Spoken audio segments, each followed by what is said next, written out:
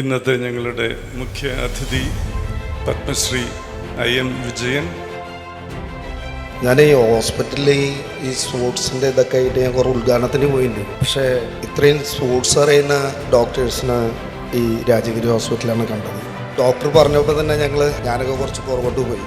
കാരണം ആ കളിയുടെ കാര്യവും ഫെഡറേഷൻ കപ്പിൻ്റെ കാര്യവും അത് സന്തോഷ് ട്രോഫിയുടെ കാര്യമായാലും പറയുമ്പോൾ, പിന്നെ കളിച്ച ടീം, അതേപോലെ ഇന്ത്യയിലുള്ള നല്ല ക്ലബിൻ്റെ പേരൊക്കെ പറയുമ്പോൾ വായിക്കൊണ്ട് അതിലൊക്കെ കളിക്കാൻ പറ്റിയിട്ടുണ്ട് എനിക്ക്. അപ്പം അങ്ങനത്തെ ഡോക്ടർമാർ ഈ സ്പോർട്സിന് അറിയുന്നതിൽ തന്നെ ഈ സ്പോർട്സ് ക്ലിനിക്കിൽ ഉള്ളത് തന്നെ വലിയൊരു കാര്യം തന്നെയാണ്.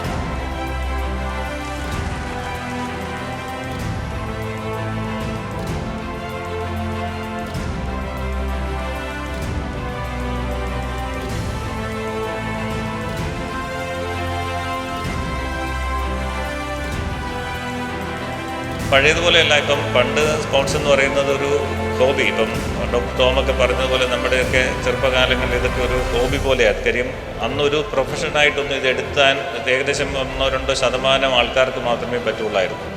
ഇപ്പം അതല്ല, സ്പോർട്സ് എന്ന് പറയുന്നത് ശരിക്കും ഒരു പ്രൊഫഷനാണ്.